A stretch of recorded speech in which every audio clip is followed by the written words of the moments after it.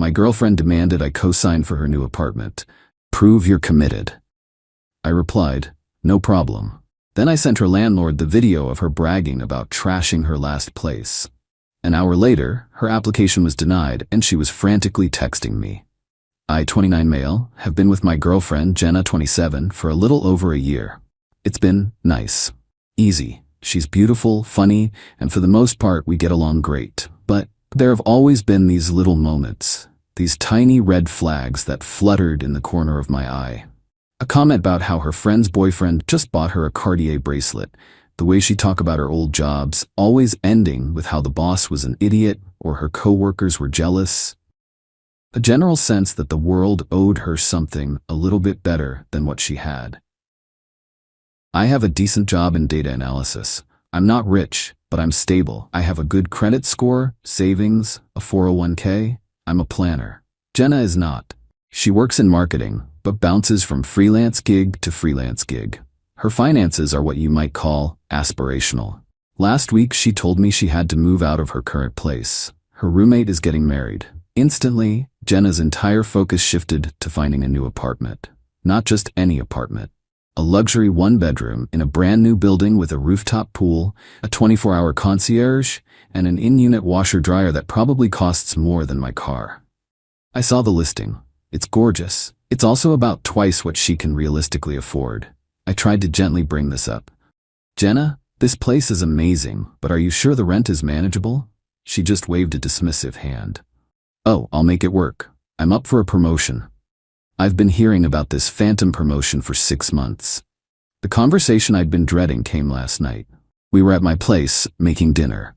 She was scrolling through pictures of the apartment on her phone, sighed dramatically, and looked at me with those wide, pleading eyes. Babe, she started, and I could already feel my stomach tighten. So, I talked to the leasing agent. My application is a little weak. What do you mean, weak? I asked, stirring the pasta like my life depended on it. Well, my income isn't consistent enough for them, and my credit is, okay, not great. She took a deep breath. But the agent said there's a simple solution. I just need a cosigner. I stopped stirring. I knew where this was going. I think I've known for a week. And you want me to do it, I said. It wasn't a question. Well, yeah, she said, her voice getting a little too bright. It's just a formality, a signature. It would prove you're really committed to me, to us, that you see a future. There it was, the emotional leverage. Not a discussion about finances or risk, but a test of my love, my commitment. She was holding our relationship hostage for a lease agreement. I told her I needed to think about it. Think about what? She snapped, the brightness gone. It's a simple yes or no, Craig. Do you see a future with me or not? Because if you did, this wouldn't even be a question. She left in a huff a few minutes later, saying she needed to be with people who actually support her. My phone has been buzzing with texts from her and her 2 best friends ever since. All of them variations of, I can't believe you're doing this to her, and after all she does for you, I feel like I'm being railroaded. Co-signing is a massive financial risk. It's legally binding me to her potential irresponsibility. If she flakes on rent, they come after me. It tanks my credit. But if I say no, I'm the uncommitted, unsupportive dirtbag. I'm trapped. And the worst part is, a small, stupid part of me is wondering if she's right. Am I just being selfish? She needs an answer by Friday. I'm sitting here, staring at my ceiling, and I honestly don't know what to do. Update. The pressure campaign that followed was insane. It was a coordinated attack. Her mom called me, using that disappointed, pitying tone about how Jenna has a sensitive soul and just needs a little stability. I tried to offer compromises, offering to give her a significant sum for a deposit on a more affordable place, helping her budget, and was shot down. She didn't want a cheaper place, she deserved this one. The whole thing made me feel dirty, used. The more they pushed, the more my gut screamed at me that this wasn't about an apartment. It was a preview of the future. By Saturday, I'd had enough. Our relationship felt like it was already over, and I was just waiting for the official announcement. I looked around my apartment and saw all her stuff. The extra hair products in my shower, the stack of magazines on my coffee table, the little box of random tech junk she'd left here months ago because her own place was too cluttered. I felt a sudden, urgent need to reclaim my space. I started packing it all up. I was angry, I admit it. Every item I put in the box felt like a small act of taking my own life back. That's when I got to the tech box. Old chargers, a cracked tablet, and a small, portable hard drive.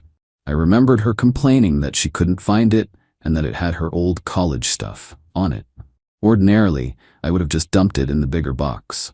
But the pressure, the manipulation, the sheer unfairness of the situation, it created this ugly curiosity in me. My gut had been telling me for a week that something was off about her, about this whole desperate push.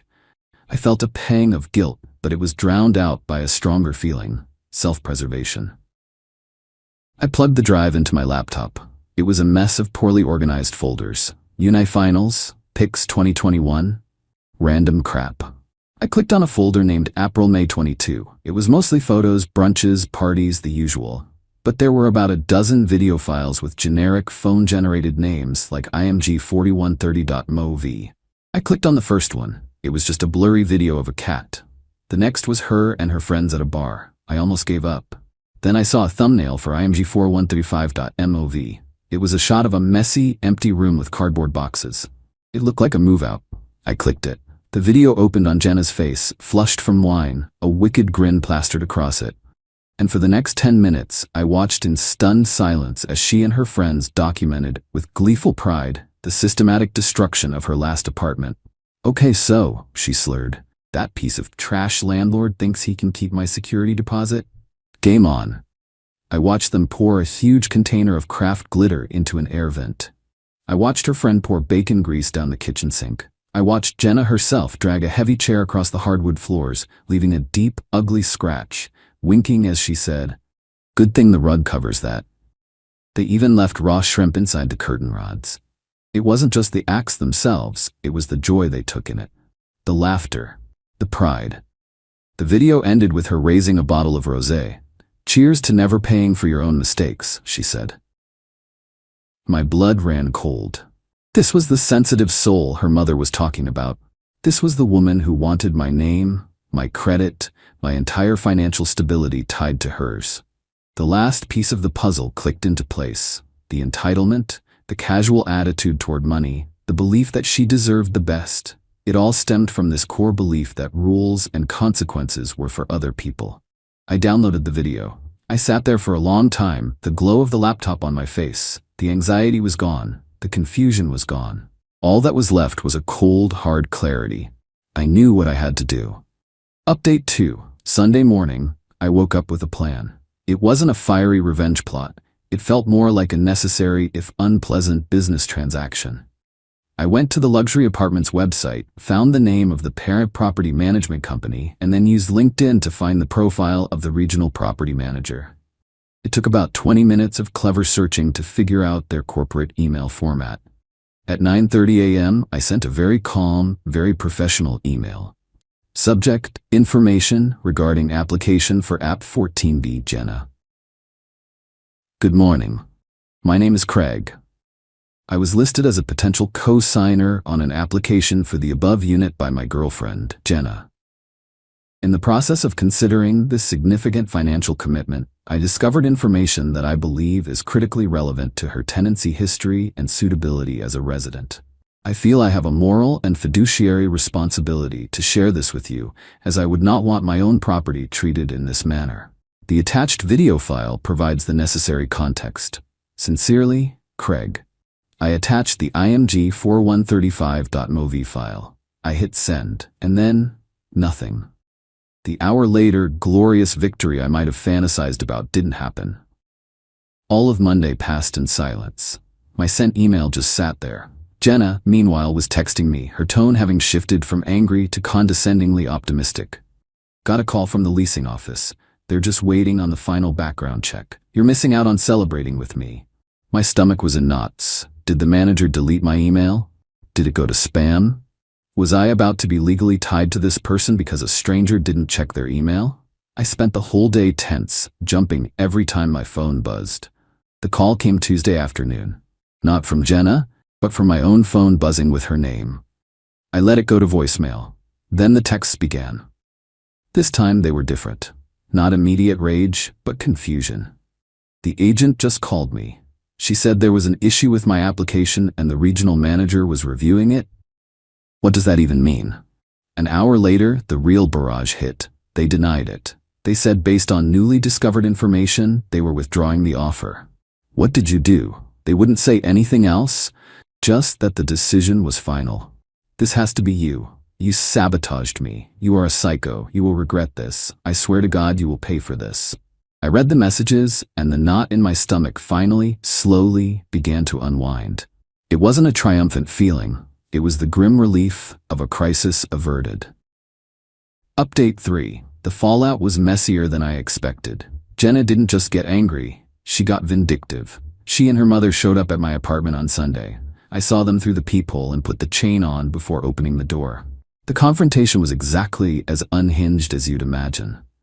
First tears. It was just a joke. We were drunk. Then admissions. That landlord was a jerk. He deserved it. And finally, a demand. You owe me, Jenna stated, her face cold and blotchy. You owe me $10,000 for the emotional distress and for humiliating me.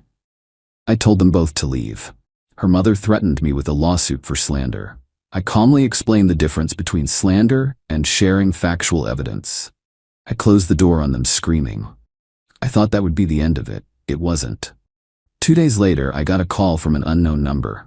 I answered, and a polite but firm voice identified himself as an officer with the local police department. My blood turned to ice. Sir, he said, we've received a complaint from a Ms. Jenna, her last name. She's alleging that you are harassing her and that you are in possession of a piece of her stolen property, a hard drive. I could barely breathe. This was her move, a bogus police report. I took a deep breath and forced myself to sound as calm and reasonable as possible. Officer, I said, I can explain the situation. The hard drive was left at my apartment, which I can prove with text messages. The harassment claim is retaliation. She's upset because I refused to co-sign an apartment lease for her, and I can explain why I refused. Okay, the officer said, sounding weary, like this was already the 10th ridiculous domestic dispute he'd handled that day. The reason I refused, I continued, is that I discovered evidence that she intentionally and maliciously caused thousands of dollars in damages to a previous rental property. I have a video of her bragging about it. I sent it to the property manager of the new apartment. That's what this is about. She's not being harassed. She's facing consequences. There was a long pause on the other end of the line. A video? He finally asked. Yes, sir. I'd be happy to come down to the station and show it to you. Another pause, then a heavy sigh. Sir, listen. We're not getting involved in your breakup. Tell her to stop contacting you. You stop contacting her. If she shows up at your door again, call us. But this stolen property claim over a hard drive left at your place isn't going anywhere. Have a good day. He hung up. I stood there, phone in my hand, shaking. She had actually tried to get me arrested. The sheer malice of it solidified everything. This wasn't a bad girlfriend. This was a bad person. The last shred of sympathy I had for her evaporated. Final update. After the police call, I knew I had to do something to protect myself. Her attempt at extortion and filing a false police report crossed a line. This wasn't about revenge anymore. It was about ending this. I wrestled with it for a day, but I knew who I had to call. I called Jenna's mom. She started in immediately, accusing me of traumatizing her daughter. I let her talk. When she finally ran out of steam, I spoke. Mrs. her last name, I said, my voice quiet. I am not calling to argue. I'm calling because Jenna came to my home and tried to extort me for $10,000. And when that didn't work, she filed a false police report against me for theft. I spoke with an officer yesterday. This has gone too far. She's just upset, she insisted, though with less conviction this time. She's committing crimes, I countered. And I think you need to understand the full context of why she's so upset. You need to understand why I refused to tie my name to her. I am going to send you an email.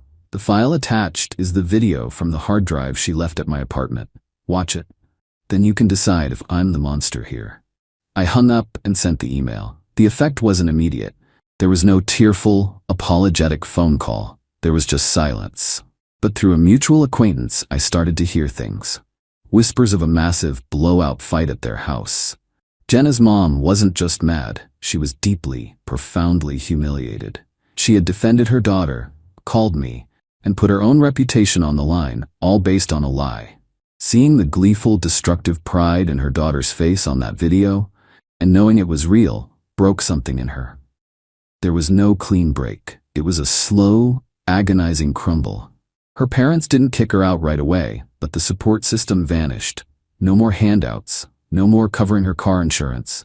They told her she had to get a real full-time job and start paying them rent to stay in her childhood bedroom.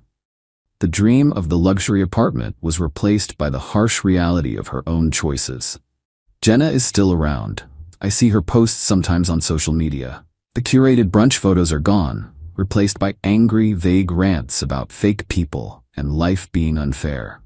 She got a job working at a cell phone kiosk in a mall. She had to sell her car. She moved out of her parents' house last week into a dingy room-for-rent situation she shares with 2 other people. Seeing her downfall doesn't bring me joy. It's actually kind of pathetic. It's the sad, inevitable trajectory of a life built on deceit when the lies finally stop working. There's no glamour in it. I'm left with a profound sense of relief, but it's tinged with sadness for the person I thought I knew. The experience forced me to grow a spine I didn't know I had. I learned that no is a complete sentence and that protecting your own future isn't selfish. The justice wasn't a cinematic explosion. It was the slow, quiet, and unavoidable process of gravity taking over. And I am finally, truly at peace.